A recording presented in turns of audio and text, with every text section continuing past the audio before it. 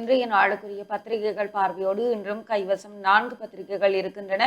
முதலிலே ஈழநாடு பத்திரிகை கண்ணோட்டத்தோடு இணைந்திருக்கலாம். இன்றைய நாளுக்குரிய ஈழநாடு பத்திரிகையின் பிரதான தலைப்பிடலாக ஈழத்தமிழர் அரசமைப்பு நிர்ணய குழு ஒற்றுமை முயற்சியை பலப்படுத்தும் ஏனைய கட்சிகளுக்கு கஜேந்திரகுமார் எம்பி அழைப்பு.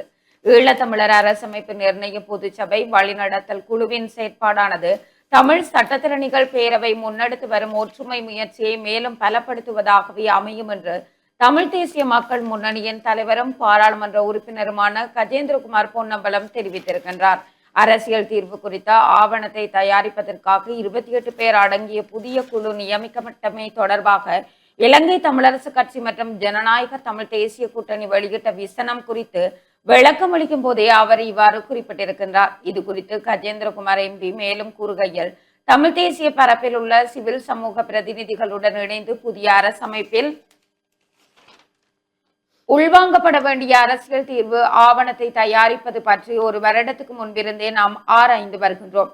இந்த முயற்சியில் ஆரம்பத்திலிருந்தே பங்கெடுக்குமாறு இலங்கை தமிழரசு கட்சி மற்றும் ஜனநாயக தமிழ் தேசிய கூட்டணியின் பிரதிநிதிகளுக்கு அழைப்பு விடுத்திருந்தோம். அந்த தொடர் கலந்துரையாடல்களின் முடிவிலேயே தற்போது 28 பேர் அடங்கிய வழிநடத்தல் குழு நியமிக்கப்பட்டிருக்கின்றது. இந்த முயற்சியிலிருந்து நாம் ஒருபோதும் விலகப் போவதில்லை.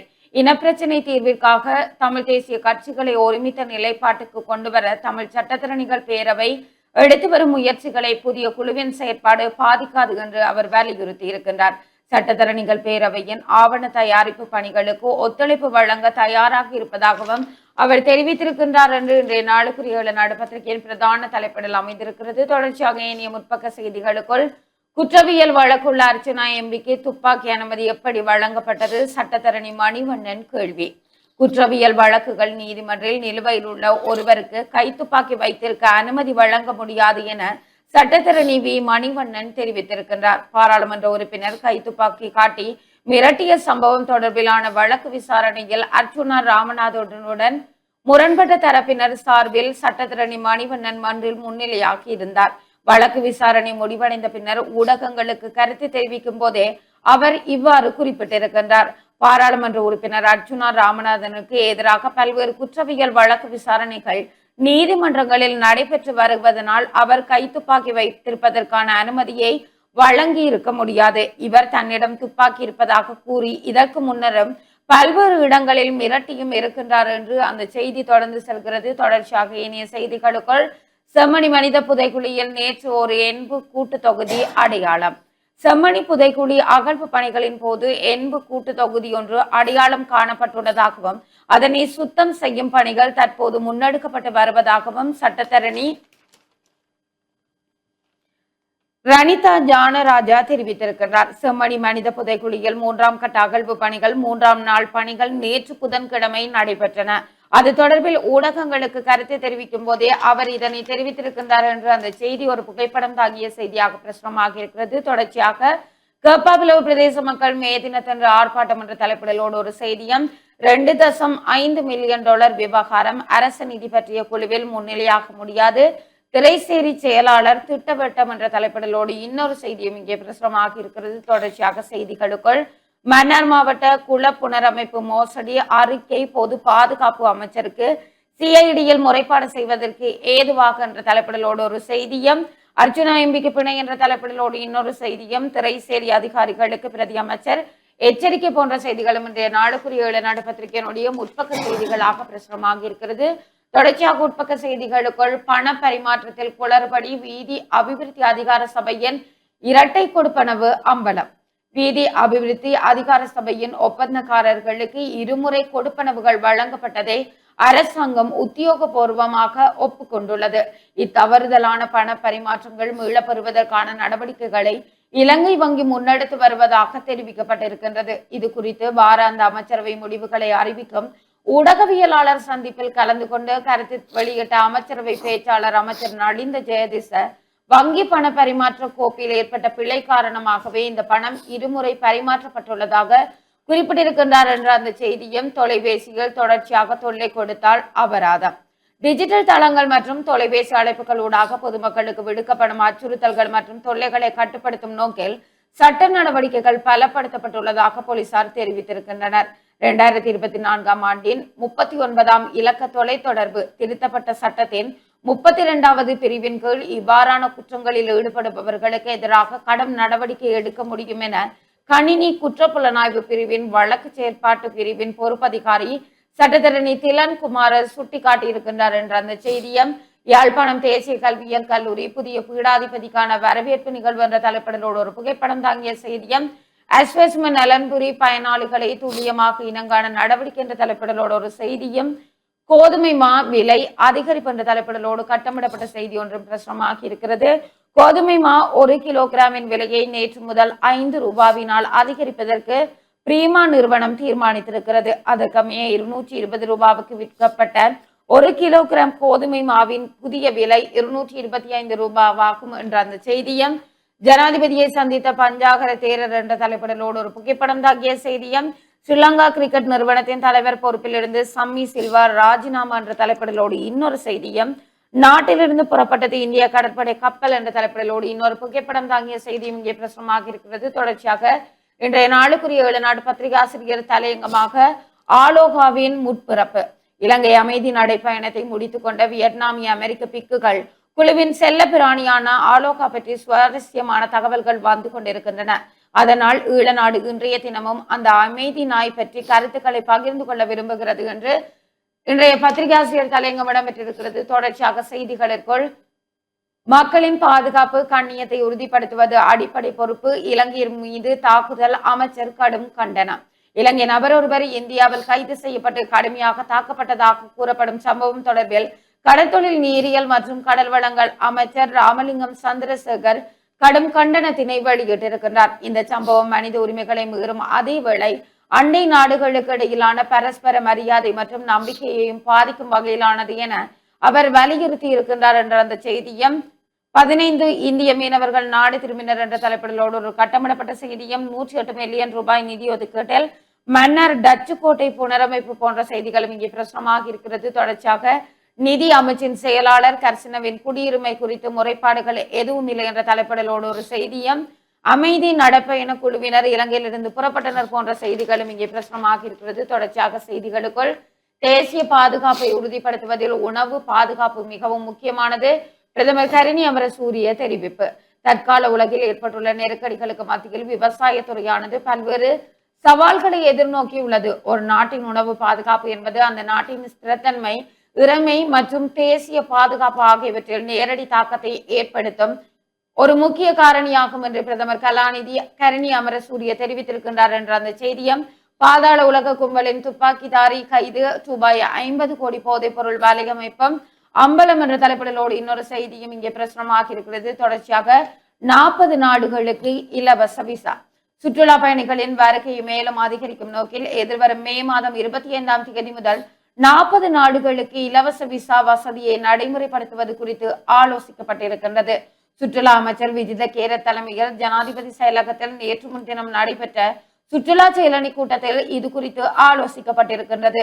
ஜால உள்ளிட்ட 19 வனவிலங்கு சரணாலயங்களில் சுகாதார வசதிகளை மேம்படுத்துவதற்காக வன ஜீவராசிகள் திணைக்களம் முன்னெடுத்து வரும் வேலை திட்டங்கள் குறித்து இதன் போது கவனம் செலுத்தப்பட்டது. தற்போதுள்ள மலசல கூடங்களின் பராமரிப்பு பணிகள் தனியார் நிறுவனம் ஒன்றிடம் ஒப்படைக்கப்பட்டுள்ள நிலையில் புதிய மலசல கூடங்களை நிர்ணயிப்பதற்கும் தீர்மானிக்கப்பட்டிருக்கின்றது. சுற்றுலா பயணிகளுக்கு தேவையான அடிப்படை உட்கட்டமைப்பு வசதிகளை வழங்குவதில் இது முக்கியமானதொரு விடயம் என்பது இங்கு வலியுறுத்தப்பட்டிருக்கின்றது என்ற அந்த செய்தியோடு சாரதிக்கு உடல் நலக்குறைவு, கட்டுப்பாட்டை இழந்த பஸ் திடீரென வீட்டுக்குள் புகுந்தது என்ற தலைப்பிடலோடு ஒரு செய்தியும் மன்னரில் உள்ள மதுபான சாலைகளில் பகல் நேரத்தில் கள் விற்பனைக்கு தடை போன்ற செய்திகளும் இங்கே பிரசுரமாக இருக்கிறது. தொடர்ச்சியாக இன்றைய நாளுக்குரிய நடப்பதற்கினுடைய இறுதி பக்க செய்திகளுக்குள் பெண் செயற்பாட்டாளர்களுக்கு வடக்கு கிழக்கில் அச்சுறுத்தல்கள், மனித உரிமைகள் ஆணைக்குழு சுட்டிக்காட்டு. வடக்கு மற்றும் கிழக்கு மாகாணங்களில் பணியாற்றும் பெண் செயற்பாட்டாளர்கள் மற்றும் மனித உரிமை போராளிகள் தொடர்ச்சியாக அச்சுறுத்தப்படுவதாகவும் அவர்களின் அடிப்படை உரிமைகள் மீறப்படுவதாகவும் இலங்கை மனித உரிமைகள் ஆணைக்குழு சுட்டிக்காட்டி இருக்கின்றது என்ற அந்த செய்தியும் இலங்கை மீனவர் மீது தாக்குதல் விசாரணை ஆரம்பித்தது கடற்படை என்ற தலைப்பிடலோடு ஒரு செய்தியும் வீதியில் கிடந்த தங்க நகையை உரியவரிடம் சேர்த்த இளைஞன் யாழில் நிகழ்ச்சி சம்பவம் போன்ற செய்திகளும் இன்றைய நாளுக்குரிய நாடு பத்திரிகையினுடைய முக்கிய செய்திகளாக இங்கே பிரசுரமாக இருக்கிறது. தொடர்ச்சியாக நாங்கள் யாழ் பிராந்தியத்திலிருந்து கிடைத்திருக்கக்கூடிய வலம்புரி பத்திரிகை கண்ணோட்டத்தோடு இணைந்திருக்கலாம். வலம்புரி நாளிதழுடைய பிரதான தலைப்பு செய்தியாக என்புக்கூட்டு தொகுதி செம்மணியில் ஏற்கனவே அடையாளம் காணப்பட்ட 2 மனித எச்சங்கள் மீட்பு, சந்தேகத்திற்குரிய கரிய நிற மண்ணும் அடையாளம். தொடர்ச்சியாக இந்த செய்தியை பார்க்கும் பொழுது செம்மணி மனித புதைகுழியில் 3ஆம் கட்ட அகழ்வு பணியின் 3ஆம் நாள் பணிகள் நேற்று புதன்கிழமை நடைபெற்றது. அது தொடர்பில் ஊடகங்களுக்கு கருத்து தெரிவித்த சட்டத்தரணி ரணிதா, இன்றைய அகழ்வு பணிகளின் போது ஏற்கனவே அகழ்ந்து எடுக்கப்பட்ட 2 என்புக்கூட்டு தொகுதிகளின் பகுதி அளவிலான என்பு எச்சங்கள் அகழ்ந்து எடுக்கப்பட்டிருக்கின்றன. அதேவேளை அகழ்வு பணிகளின் போதும் சில என்பு தொகுதிகள் அடையாளமும் காணப்பட்டிருக்கின்றன. அவற்றினை சுத்தம் செய்யும் பணிகள் முன்னெடுக்கப்பட்டு வருகிறது. அவற்றை சுத்தம் செய்த பின்னரே எத்தனை என்பு கூடு என்பதை உறுதியாக கூற முடியும். அகழ்வு பணிகள் 1.5 அடி தொடக்கம் 2 அடி ஆழத்தில் மேற்கொள்ளப்பட்டு வருகிறது. ஏற்கனவே இந்த ஆழத்தில் அகழ்வு பணிகள் மேற்கொண்டு என்பு கூடுகள் மீட்கப்பட்டிருக்கின்றன. நேற்றைய அகழ்வு பணிகளின் போதும் ஓரிடத்தில் சந்தேகத்திற்குரிய முறையில் கரிய நிறம் மண் காணப்பட்டது. அதனால் அதனை அரித்தட்டு மூலம் அரித்து எடுக்கும் பணிகள் முன்னெடுக்கப்பட்டிருக்கிறது. மேலும் அகழ்வு பணிகளின் போது சிறிய வலை போன்ற ஒரு பொருளும் மீட்கப்பட்டிருக்கிறது என அவர் தெரிவித்திருக்கிறார் என்ற செய்தி. தொடர்ச்சியாக ஏனைய முற்பக்க செய்திகளுக்குள் அடுத்த ஆண்டு ஆரம்பத்தில் மின்சார ரயில் சேவை ஜனாதிபதி தலைமையில் ஆராய்வு என்ற செய்தியும், அவசரகால சட்டம் மேலும் 1 மாதம் நீடிப்பு. அவசரகால சட்டம் மேலும் 1 மாத காலத்திற்கு நீடிக்கப்பட்டிருக்கிறது.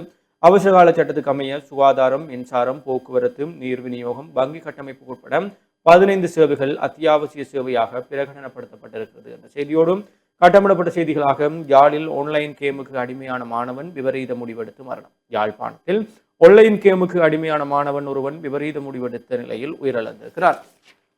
இதில் தெல்லிப்பளை பீமன்காமம் பகுதியை சேர்ந்த 19 வயதுடைய மாணவனை இவ்வாறு உயிரிழந்திருக்கிறார். உயிரிழந்த மாணவன் கொக்குவில் பகுதியில் உள்ள பாடசாலை ஒன்றில் கணித பிரிவில் கல்வி கற்று வருகிறார்.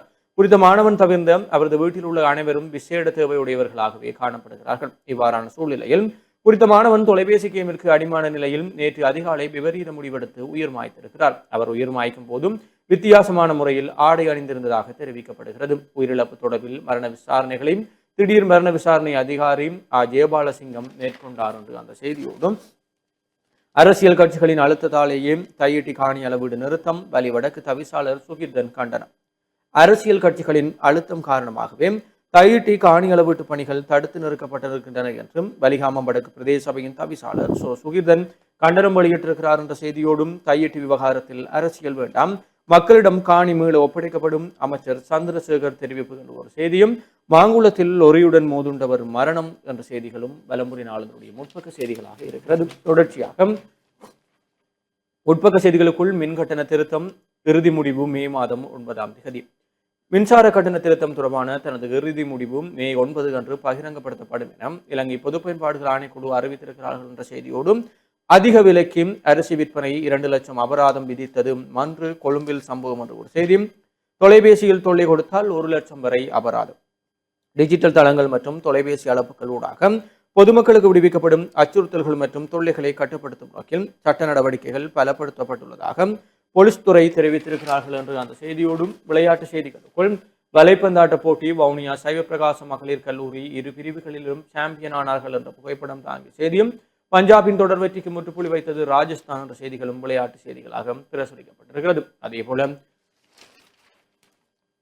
வீதியில் கிடந்த தங்க நகையை உரியவரிடம் ஒப்படைத்த இளைஞன், யாழ்ப்பாணத்தில் வீதியில் விழுந்து கிடந்த தங்க நகையை எடுத்து உரியவரிடம் ஒப்படைத்த இளைஞர் ஒருவர் ஒப்படைத்திருக்கிறார். நேற்று முன்தினம் செவ்வாய்க்கிழமை சுன்னாகம் பகுதியில் உள்ள வர்த்தக வங்கிக்கு முன்பாக தங்க ஆபரணம் ஒன்று கீழே விழுந்து காணப்பட்டிருக்கிறது. அதனை குப்புலான் பகுதியை சேர்ந்த செல்வராசா பார்த்திபன் என்பவர் கண்டெடுத்து உடனடியாக சுன்னாகம் போலீசாரிடம் ஒப்படைத்தார். இதனைத் தொடர்ந்து சுன்னாகம் போலீஸ் நிலைய பொறுப்பதிகாரி நிதர்சன் தலைமையிலான குழுவினர் விசாரணைகளை நடத்தி அந்த நகையின் உரிமையாளரான ஏழாலை பகுதியை சேர்ந்த முதியவரை கண்டுபிடித்தனர். பின்னர் அந்த முதியவரை அழைத்தும் தங்க நகைகளை அவரிடம் ஒப்படைத்தார்கள் என்றும் அந்த செய்தியும் காணப்படுகிறது. அதேபோல மன்னார் டச்சுக்கோட்டைக்கு சுற்றுலா அதிகார சபை தலைவர் விஜயம் என்ற ஒரு புகைப்படம் தாங்கிய செய்தியோடும் வலம்புரி நாளிதழுடைய இன்றைய வெளிநாட்டு செய்திகளுக்குள் தொடர் தாக்குதல்களுக்குள்ளான ரஷ்ய எண்ணெய் சுத்திகரிப்பு நிலையம், சூழ்ந்துள்ள கரும்புகையால் சூழலுக்கு பாரிய அச்சுறுத்தல் என்று அந்த புகைப்படம் தாங்கிய செய்தியும், 2 ரயில்கள் நேருக்கு நேர் மோதி கோர விபத்தும், 14 பேர் உயிரிழப்பு, 84 பேர் படுகாயம், இந்தோனேசியாவில் சம்பவம் என்ற ஒரு செய்தியும், அதேபோல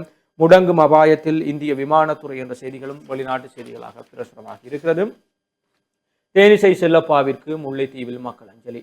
தமிழர்களின் விடுதலை போராட்ட வரலாற்றில் எழுச்சி பாடல்கள் மூலம் மக்கள் மனங்களில் இடம் பிடித்த பாசறை பாடர் தேனிசை செல்லப்பா நேற்று முன்தினம் செவ்வாய்க்கிழமை உடல்நலக்குறைவு காரணமாக தமிழ்நாட்டில் காலமானார். இந்த நிலையில் அவருக்கு தாயகத்தில் மக்கள் அஞ்சலி செலுத்தும் நிகழ்வு நேற்று முல்லைத்தீவு மாவட்டத்தின் ரெட்பானா சந்தி பகுதியில் நடைபெற்றது. வள்ளுவர்புரம், இளங்கோபுரம், மாணிக்கபுரம் மற்றும் தேராவில் பகுதிகளில் சேர்ந்த மக்களின் ஒழுங்கமைப்பில் இந்த அஞ்சலி நிகழ்வு இடம்பெற்றது. புதுக்குடியிருப்பு பிரதேச சபையின் உறுப்பினர் அகிலன் தலைமையில் இடம்பெற்ற இந்த நிகழ்வில் எழுத்தாளர் ஜோ புரட்சி உள்ளிட்ட பலரும் கலந்து கொண்டு அஞ்சலி உரைகளை நிகழ்த்தினார்கள் என்றும் புகைப்படம் தாங்கிய செய்தியாக அந்த செய்தியும் பிரசுரமாக இருக்கிறது. தொடர்ச்சியாக வலம்புரியுடைய ஆசிரியர் தலையங்கமாக 31 ஆண்டுகால சிறைவாசம் மீண்டு சாதனை படைத்த பேரறிவாளன் என்ற தலைப்பிலே வலம்புரி நாளருடைய ஆசிரியர் தலையங்கம் பிரசுரமாக இருக்கிறது. உள்நாட்டு செய்திகளுக்குள் பயணிகளுக்கு அசௌகரியத்தை ஏற்படுத்திய 4 தனியார் பேருந்துகளின் அனுமதி பத்திரம் தற்காலிகமாக இடைநிறுத்தம். வடக்கு மாகாண போக்குவரத்து அதிகார சபை தெரிவிப்பு. வடக்கு மாகாணத்தில் பயணிகளின்கான சேவையை முன்னறிவித்தலின்றி இடைநிறுத்தி பொதுமக்களுக்கு மிகப்பெரிய அசௌகரியங்களை ஏற்படுத்திய வவுனியா மாவட்டத்தைச் சேர்ந்த 4 தனியார் பேருந்துகளின் வழி அனுமதி பத்திரம் தற்காலிகமாக இடைநிறுத்தப்பட்டிருக்கிறது என்று அந்த செய்தியும், வெவ்வேறு பகுதிகளில் மின்சாரம் தாக்கியதில் 2 உயிரிழப்பு என்ற ஒரு கட்டமிடப்பட்ட செய்தியும், அர்ச்சுனா எம்பி பிணையில் விடுதலையானார். கைத்துப்பாக்கியை காட்டி மிரட்டிய குற்றச்சாட்டில் கைது செய்யப்பட்ட பாராளுமன்ற உறுப்பினர் அர்ச்சுனா ராமநாதனை பிணையில் செல்ல நீதிமன்றம் அனுமதித்திருக்கிறது. அதேவேளை அர்ச்சுனா ராமநாதன் மீது தாக்குதல் மேற்கொண்ட குற்றச்சாட்டில் கடந்த ஞாயிற்றுக்கிழமை கைதாகி விளக்கமறியலில் வைக்கப்பட்டிருந்த பெண்ணையும் பிணையில் செல்ல நீதிமன்றம் அனுமதித்திருக்கிறது. கைது செய்யப்பட்டவரையும் அல்லாகம் நீதவான் நீதிமன்றத்தில் முற்படுத்தியவளை அர்ச்சுனாவை நேற்று புதன்கிழமை வரையில் விளக்கமறியலில் வைக்குமாறும் நீதிமன்றம் உத்தரவிட்டிருந்த நிலையில் நேற்று அர்ச்சுனா சிறைச்சாலை அதிகாரிகளால் நீதிமன்றத்தில் முற்படுத்தப்பட்டிருந்தார். அதனைத் தொடர்ந்து நடைபெற்ற வழக்கு விசாரணைகளை அடுத்தும் அர்ச்சுனா ராமநாதனை 5 லட்சம் ரூபாய் பெறுமதியான 2 சரீர பிணையில் செல்ல அனுமதித்தது மன்றம் எதிர்த்தரப்பினருடன் எந்தவித பேச்சுவார்த்தைகளுக்கும் போகக்கூடாது என நிபந்தனைகளையும் விதித்தது. அதேவேளை அர்ச்சுனா ராமநாதன் மீது தாக்குதல் மேற்கொண்டார் என குற்றம் சாட்டப்பட்ட பெண் கடந்த ஞாயிற்றுக்கிழமை கைது செய்யப்பட்டு நீதிமன்றத்தில் முற்படுத்தப்பட்ட நிலையில் அவரை நேற்று வரையில் விளக்கமறியல் வைக்குமாறும் அன்று உத்தரவிட்டிருந்தது. அதன் அடிப்படையில் நேற்று அவரும் மன்றில் முற்படுத்தப்பட்ட நிலையில் பெண்ணையும் பிணையில் செல்ல நீதிமன்றம் அனுமதித்தது என்று அந்த செய்தியும் காணப்படுகிறது. தொடர்ச்சியாக எரிசக்தி விலைகள் 24% உயரும், உலக வங்கி எச்சரிக்கை. ஈரான் மீதான போர் உலகளாவிய சந்தையில் கடும் பாதிப்பை ஏற்படுத்தியுள்ளதால் இந்த ஆண்டு எரிசக்தி விலைகள் 24% வரை உயரக்கூடும் என உலக வங்கி எச்சரித்திருக்கிறார்கள் என்று அந்த செய்தியும் காணப்படுகிறது. இவைதான் வலம்புரி நாளிதழுடைய இன்றைய நாளுக்குரிய முதன்மை செய்திகளாக இருக்கிறது. தொடர்ச்சியாக உதய நாளிதழின் செய்திகளோடு இணைந்திருக்கலாம்.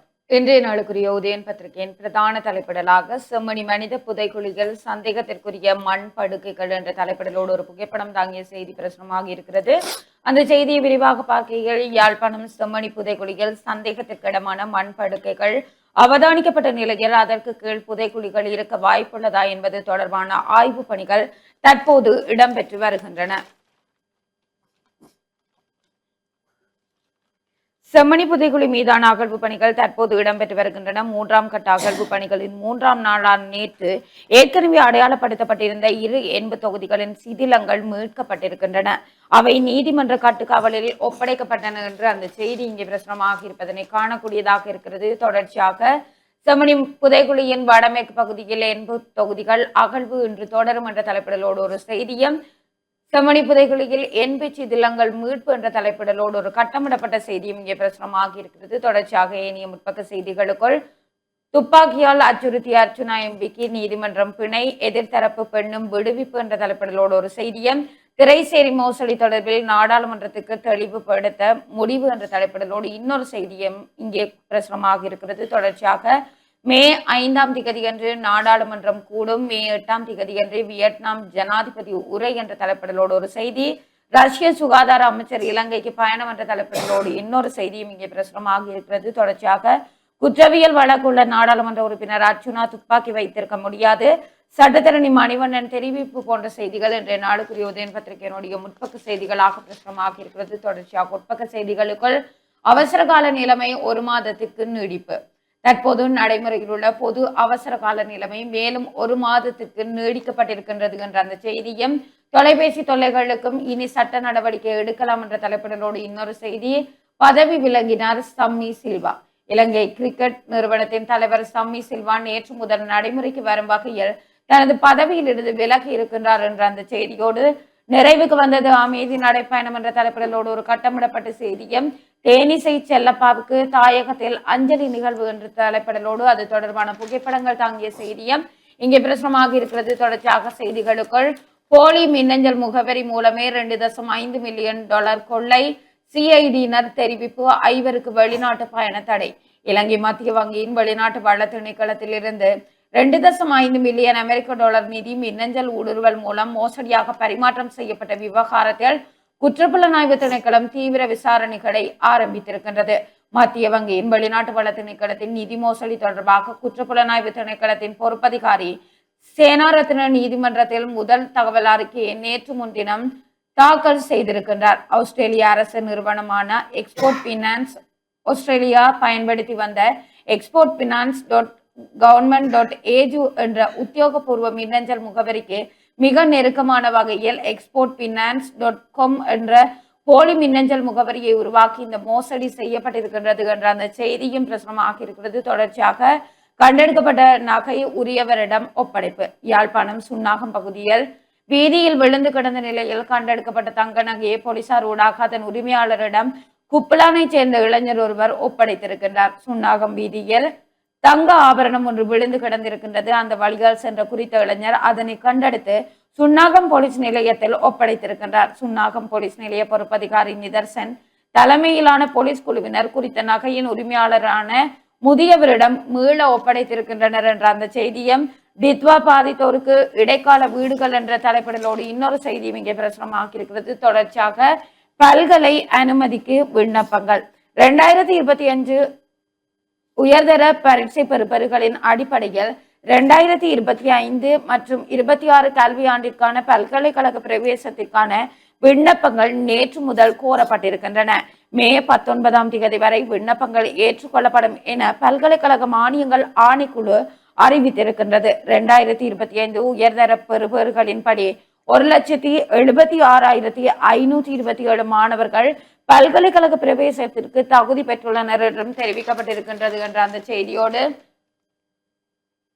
மாலைக்குள் மனம் கைக்குள் நூல் வெளியீடு என்ற தலைப்பிடலோடு இங்கே ஒரு கவிதை நூல் வெளியீடு தொடர்பான புகைப்படம் தாங்கிய செய்தியும் பிரசுரமாக இருக்கிறது. தொடர்ச்சியாக உதயன் பத்திரிகை ஆசிரியர் தலையங்கமாக அல்லற்படும் அளவீடு என்ற தலைப்பிடலோடு பத்திரிகை ஆசிரியர் தலையங்கம் இடம்பெற்றிருக்கிறது. தொடர்ச்சியாக செய்திகளுக்குள் மின்சார கட்டண அதிகரிப்பு, செலவு மதிப்பீடு சமர்ப்பிப்பு. எரிபொருள் வெளியேற்றத்தை கருத்தில் கொண்டு இந்த ஆண்டின் 2வது காலாண்டுக்கான மின்சார கட்டணங்களை அதிகரிப்பது தொடர்பான முன்மொழிவு இலங்கை பொது பயன்பாடுகள் ஆணைக்குழுவிடம் சமர்ப்பிக்கப்பட்டிருக்கின்றது என்ற அந்த செய்தியும், கட்டுப்பாட்டை இழந்து வீட்டுக்குள் புகுந்த பஸ் என்ற தலைப்பிடலோடு ஒரு புகைப்படம் தாங்கிய செய்தியும் இங்கே பிரசுரமாக இருப்பதனை காணக்கூடியதாக இருக்கிறது. தொடர்ச்சியாக இருநாட்டு மீனவர்கள் உறவை சீர்குலைப்பதற்கு சதி செயல், சிவில் அமைப்பு சுட்டிக்காட்டு.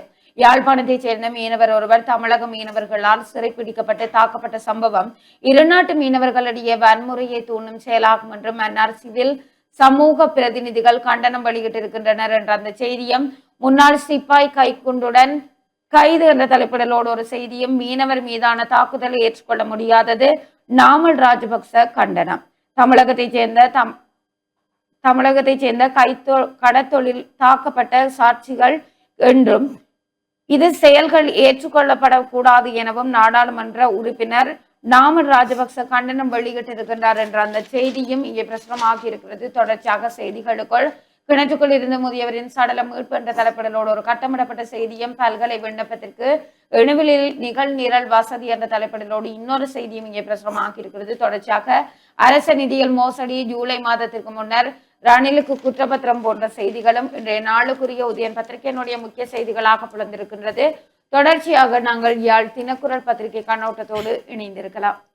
தினக்குரல் நாளிதழுடைய பிரதான தலைப்பு செய்தியாக வெடிப்பிற்கான அளவீடு என்ற பெயரில் தையிட்டி நிலத்தை அபகரிக்க சூழ்ச்சி, காணி உரிமையாளர்கள் குற்றச்சாட்டு. அதிகாரிகளை இனியும் நம்ப மாட்டோம், தையிட்டியில் குருந்தூர் விகாராதிபதிக்கு என்ன வேலை என்ற கேள்வியோடும் அந்த செய்தி பிரசுரமாக இருக்கிறது. தொடர்ச்சியாக பார்க்கும்போதும் வலிகாமம் வடக்கும் தையிட்டி நில அளவீட்டுக்கு முன்னர் இடம்பெற்ற சந்தேகத்துக்குரிய நடவடிக்கைகளின் காரணமாகவே நில அளவீட்டு பணிகளுக்கு எதிர்ப்பு தெரிவித்துள்ளதாக கூறியுள்ள நில உரிமையாளர்கள் குருந்தூர் மலை விகாராதிபதி வருகை அதில் ஒன்று எனவும் கூறியிருக்கிறார்கள். தொடர்ச்சியாக பார்க்கும்போது வலிகாமம் வடக்கு தையிட்டி நில அளவீட்டிற்கு முன்னர் இடம்பெற்ற சந்தேகத்திற்குரிய நடவடிக்கைகளின் காரணமாகவே நில அளவீட்டு பணிகளுக்கு எதிர்ப்பு தெரிவித்ததாக அவர்கள் கூறியிருக்கிறார்கள். நேற்று புதன்கிழமை மாலை யாழ் ஊடக அமையத்தில் இடம்பெற்ற ஊடகவியலாளர் சந்திப்பில் கலந்து கொண்டு கருத்து தெரிவித்த போதே தையிட்டு நில உரிமையாளர்கள் மேற்கொண்டவாறு தெரிவித்திருக்கிறார்கள். இதன் போதும் மேலும் அவர்கள் கூறுகையில், காணிகளை பெற வேண்டும் என்ற நோக்கத்துடன் பல விட்டுக் கொடுப்புகளுக்கு மத்தியில் யாழ் மாவட்ட செயலரின் நம்பிக்கையில் நில அளவீட்டுக்கு சம்மதித்தோம். ஆனால் அங்கு நடைபெற்ற சில சந்தேகத்திற்குரிய சூழ்ச்சி முயற்சிகள் காரணமாகவே நாங்கள் அளவீட்டுக்கு எதிர்ப்பை தெரிவித்திருந்தோம். அமைச்சர் சந்திரசேகர் மற்றும் மாவட்ட செயலர் மா பிரதீபன் தலைமையில் நடைபெற்ற சந்திப்பில் கூட்டு அறிக்கையை கேட்டோம். தருவதாக சொன்னார்கள், ஆனால் தரவில்லை. அதனை பொருட்படுத்தாமல் நிலங்களை பெற வேண்டும் என்ற நோக்கத்துடன் காணி அளவீடு வரை சென்றோம். ஆனால் காணி அளவீட்டுக்கு முன்னர் நடந்த சில சந்தேகங்கள் மற்றும் சூழ்ச்சி முயற்சிகளால் அளவீட்டு பணிகளில் இருந்து பின்வாங்கும் நிர்பந்தம் எமக்கு உருவானது. முதலில் நிலம் தொடர்பான குழுவில் அங்கம் வகிக்காத பலர் அங்கே வருகை தந்திருந்தார்கள். யாழ் மாவட்டத்தில் உள்ள நில அளவை திணைக்கள அதிகாரிகள் வருவதாக எமக்கு தெரியும். அங்கு சென்ற பின்னர் கொழும்பில் இருந்து நில அளவையாளர்கள் அழைக்கப்பட்டிருந்தமை, புத்தசாசன அமைச்சிலிருந்து சில அதிகாரிகள் வருவார்கள் என மாவட்ட செயலர் கூறியிருந்தார். நில அளவை திணைக்கள அதிகாரிகள் வருகை தொடர்பாக எமக்கு எதுவும் கூறப்படவில்லை. நிலங்களை அளவீடு செய்வதற்கு யாழ் மாவட்ட நில அளவை திணைக்களம் அதிகாரிகளிடம் வழங்கப்படாத 1971ஆம் ஆண்டின் தையிட்டி வரைபடம் ஒன்றை கொழும்பிலிருந்து வந்தவர்கள் வைத்திருந்தனர். அதன் அடிப்படையிலேயே நிலங்களை அளவீடு செய்வதற்கு அவர்கள் முயற்சித்தார்கள். ஆனால் இந்த விடயம் யாழ் மாவட்டம் நில அளவை திணைக்கள அதிகாரிகளுக்கும் தெரியப்படுத்தப்படவில்லை. மேலும் நில அளவீடு தொடர்பான குழு ஒன்று அமைக்கப்பட்டிருக்கிறது. அந்த குழுவில் இல்லாத குருந்தூர் மலை விகாராதிபதியுடன் இன்னும் சிலர் அங்கு வருகை தந்திருந்தனர். அவர்களை அழைத்து வந்தவர்கள் யார் என்று கேட்டதற்கு பதில் இல்லை. குருந்தூர் மலை விகாராதிபதியும் எப்படிப்பட்டவர் என்பதை யாரும் குறிப்பிடப்பட வேண்டிய அவசியம் இங்கு இல்லை. ஒரு நீதிபதியே நாட்டை விட்டு ஓடுவதற்கும் காரணமாக இருந்தவர் இந்த குருந்தூர் மலை விகாராதிபதி. காணி தொடர்பான அமைக்கப்பட்ட குழுவில் எந்த ஒரு நில உரிமையாளர்களும் உள்ளடங்கப்படாத நிலையில் கொழும்பில் பல கலந்துரையாடல்களும் நடைபெற்றிருக்கின்றன. அந்த கலந்துரையாடல்களில் என்ன பேசப்பட்டது, என்ன தீர்மானங்கள் எடுக்கப்பட்டது என்பது கூட நில அளவீடு செய்வதற்கு முன்னர் அரசாங்க அதிபர் மற்றும் பிரதேச செயலரால் கூறப்படவில்லை. இவ்வாறு பல விடயங்கள் திரைமறைவில் நடைபெற்றாலும் நில அளவீட்டுக்கு எங்கள் ஒத்துழைப்பை வழங்குவதற்காக சென்றோம். நாம் சட்டத்துறை சார்ந்தவர்கள் அல்ல. ஆனால் தவறானவர்களின் கைகளுக்கு நிலங்கள் சென்றுவிடக்கூடாது என்பதற்காகவே சட்டத்திறனிகளின் ஆலோசனை பெறும் தேவை ஏற்பட்டது. யாழ் மாவட்ட அரசாங்க அதிபர் காணிகளை அளவீடு செய்ய அக்கறை காட்டிய போதிலும் அந்த நிலங்களை எமக்கு தான் கிடைக்கும் என்பதற்கு உத்தரவாதம் வழங்க மறுத்துவிட்டார். அவரிடம் நாம் கேட்பது இலச்சிறை பொறிக்கப்படாத வெற்றுத்தாளில் பதவி முத்திரை பொறித்து வைக்கப்படும் கையெழுத்து சட்ட ரீதியான நடவடிக்கைகளுக்கு பயன்படுத்தப்பட முடியுமா, அல்லது உங்கள் ஆவண காப்பகத்தில் அதனை வைக்க முடியுமா? இந்த கேள்விகளுக்கு பதிலளிக்க முடியாதவர் நில அளவீட்டு உரிமையாளர்கள் ஒத்துழைக்கவில்லை. அதனால் அளவீடு ரத்து செய்யப்பட்டுள்ளதாக ஊடகங்களுக்கு கருத்து தெரிவிக்கிறார். அதே போல வலிவடக்கு பிரதேச சபை தவிசாளரும் நிலங்களை எவ்வாறாயினும் அளந்துவிட வேண்டும் என தரகரை போல அங்கும் இங்கும் ஓடி தெரிந்தார். எம்மை ஏமாற்று முயற்சிகளில் ஈடுபட்டார். தையிட்டி சட்டவிரோத விகாரை அமைந்துள்ள பகுதியின் தவிசாளர் தனது சபையில் தையிட்டி விகாரையை அகற்ற வேண்டும் என ஏகமானதாக தீர்மானம் நிறைவேற்றப்பட்ட நிலை இன்று வரை அகற்றவோ அல்லது நீதிமன்றம் செல்லவோ முடியாதவராய் உள்ளார். ஆகவே நிலத்தை இழந்த எமக்குத்தான் அது வலி எப்படி இருக்கும் என்று தெரியும். எமது நிலங்களை அபகரிக்கும் நோக்கில் இடம்பெறும் அளவீட்டு முயற்சிகளுக்கு நாங்கள் ஒத்துழைக்க மாட்டோம் என்று நில உரிமையாளர்கள் தெரிவித்திருக்கிறார்கள் என்று அந்த செய்தியும் பிரசுரமாகி இருக்கிறதும் இவைதான் இன்றைக்கு தினக்குரல் நாளிதழுடைய முதன்மை செய்திகளாகவும் புலந்திருக்கக்கூடிய ஏனைய நாளிதழுடைய முக்கிய செய்திகளாகவும் இருக்கிறதும். தொடர்ந்து மனிதர்கள்